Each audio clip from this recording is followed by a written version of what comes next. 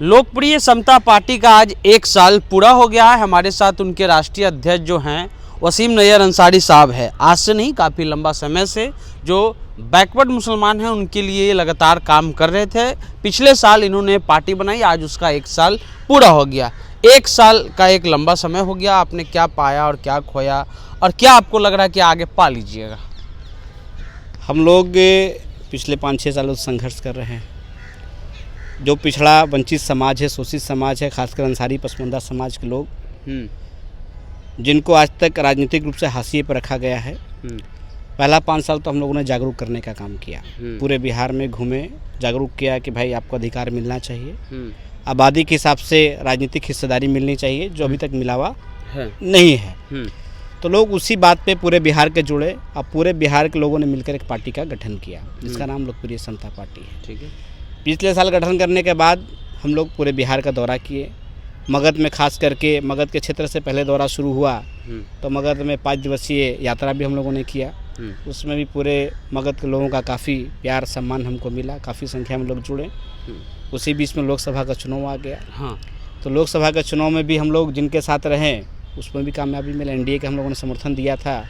खास कर गया वाली सीट पर जीताराम मांझी जी के साथ थे हम लोग, तो काफ़ी वोट कराया और काफ़ी मार्जिन से वो जीते वहाँ।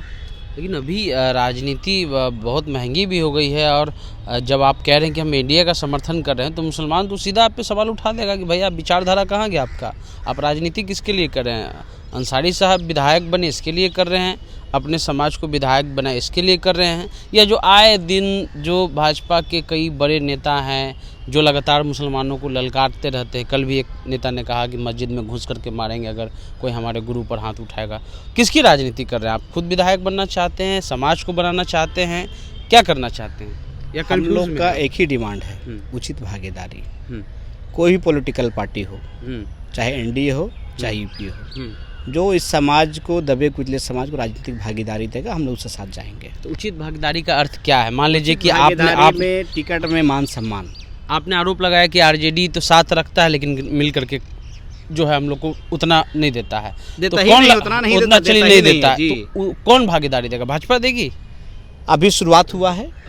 लोकसभा में हमारे जिस नेता से बात हुई, उन्होंने कहा था कि आप साथ में रहिए, आगे आपकी बात होगी। बात आज भी हो रही है, आगे भी होगी। एक सवाल अंसारी साहब उठता है कि मुसलमानों का रहनुमा कौन है या उनके नुमाइंदे कौन है? उनका धार्मिक गुरु है या राजनीतिक गुरु है? क्योंकि आज तक राजनीतिक गुरु तो उन्होंने किसी को माना नहीं, धार्मिक गुरु को जरूर मानते हैं। नहीं, कोई राजनीतिक गुरु है? उसमें भी बहुत चेंजेस आ गए। अब धार्मिक गुरु भी अलग अलग तरीके के अलग अलग लोग हैं।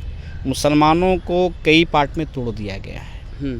कई साजिशकर्ता लोग हैं, हमारे कौम के लोग हैं, बाहरी लोग नहीं हैं। जात पात में बांटा गया, मसलक में बांटा गया। मुसलमान में जात है कि नहीं है? मुसलमानों में अगर शरई तौर पर आएंगे तो कोई जात नहीं है। शरई यानी धर्म के तौर पर? जी, कोई जात हमारे यहाँ नहीं है।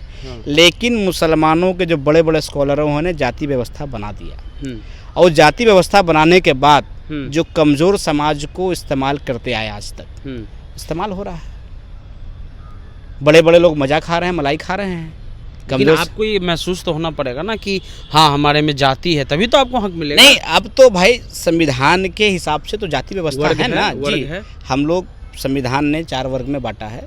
जनरल को अलग रखा गया, ओबीसी में कई कास्ट को रखा गया, एससी और एसटी में रखा गया। अब बिहार में ओबीसी के भी 2 पार्ट हैं, ओबीसी हैं और ईबीसी हैं। तो हम लोग को ईबीसी में रखा गया और बताया गया जन्म से ही कि आप अंसारी कास्ट में पैदा हुए हैं। तो भाई कास्ट तो अब है, सही तौर पे हमारे यहाँ नहीं है, लेकिन जो अभी स्थिति है उसमें तो कास्ट है। अभी मौजूदा दौर में एकदम कास्ट है, जात है नहीं, इसको आप नहीं हटा सकते हैं। जात तो है, उसी के आधार पर आपको अधिकार भी चाहिए। जब जात है, जातीय जनगणना बिहार सरकार ने कराया, तो जिसकी जितनी आबादी उसको उतना हिस्सेदारी दीजिए आप। हाँ। हिस्सेदारी क्यों आप किसी का काट रहे हैं? जब हमारी आबादी बड़ी है तो हमारे आबादी को उस अनुरूप हिस्सेदारी मिलना चाहिए ना। लेकिन लोग कहेंगे ना कि हम वोट दे करके आपको बर्बाद काहे करें भाई, लालू यादव हैं ही, ठीक है उन्होंने हो सकता है कि नुमाइंदे कम दिए, अधिकार कम दिया, लेकिन संरक्षण की तो बात उनकी रहती है। अभी उन्होंने मुस्लिम आरक्षण का भी बात कहा, कभी किसी नेता ने नहीं कही। कभी संरक्षण की बात नहीं, यही तो आज तक होता आया है। एक बार अडवाणी जी का रथ रोक दिए, 20 साल से उसका खा रहे हैं आप। अडवाणी के रथ यात्रा में 3000 लोग मरे थे। चलता तो और कि आप सरकार किसके साथ मिलकर पहला बनाए? लालू जी को मुख्यमंत्री किसने बनाया? क्या भाजपा के बिना सपोर्ट के बन गए थे मुख्यमंत्री? उस समय जनता दल थी, तो जनता दल थी तो सपोर्ट किसका था? जनता दल पी को सिंह की सरकार, दोनों गठबंधन, लेफ्ट का भी था ना। तो भाजपा आपके साथ थी तभी तो आप मुख्यमंत्री बने थे। बाद में आपने भाजपा का रथ रोका, नया एम समीकरण बनाया, मुसलमान आपके साथ इसीलिए जुटे कि आपने भाजपा को रोकने का काम किया, अडवाणी जी का रथ को रोका। लेकिन सिर्फ अडवाणी जी का रथ रोक करके आप चाहेंगे कि बरसों बरसों तक इस समाज को हम बैकफुट पर रखें, तो अभी नया जो युवा वर्ग है वो पढ़ा लिखा वर्ग है। नहीं, वो आज हिस्सेदारी के भी की बात राजनीति करेगा। में तो बोल रहे हैं कि किसी नेता ने नहीं कहा कि मुसलमानों को आरक्षण मिलना चाहिए, उन्होंने कहा, हम उनका पक्ष है, उनका बात कई लीडर मुसलमानों के आरक्षण की बात की। जिस लालू यादव की आप बात कर रहे हैं, आप चलिए, जिस समय रामविलास पासवान 29 सीट लाए थे, उन्होंने प्रस्ताव रखा था कि बिहार में लालू जी आप मुसलमान को मुख्यमंत्री बनाइए, हम आपका सपोर्ट करेंगे। क्या लालू जी ने मुसलमान को मुख्यमंत्री बनने दिया? चाबी लेके भाग गए थे। चाबी लिए हुए थे ना कि हम तैयार हैं, आपको एक मुसलमान उम्मीदवार देना है, आप जिसको तय करना है तय कर लीजिए, हम समर्थन दे देंगे। तो लालू जी ने तो चुनाव करा दिया, राष्ट्रपति शासन लगा दिया। इतने ही मुसलमान के हिमायती रहते तो मुसलमान को तो मुख्यमंत्री बनाना चाहिए था। अच्छा, जिस समय ये जेल जा रहे थे, इनके बाद पार्टी में दूसरा जो सबसे बड़ा कद कर रहा था शहाबुद्दीन साहब थे, इन्होंने अपनी बीवी को मुख्यमंत्री बना दिया। कहाँ शहाबुद्दीन साहब को मुख्यमंत्री बनाया? सांसद थे उस समय, सांसद थे तो मुख्यमंत्री तो बना ही सकते थे ना। आप बाद में एमएलसी बनते, कुछ होता, मुख्यमंत्री बनाने में कहाँ कोई दिक्कत है? आप में और बिहार में तो व्यवस्था है ना।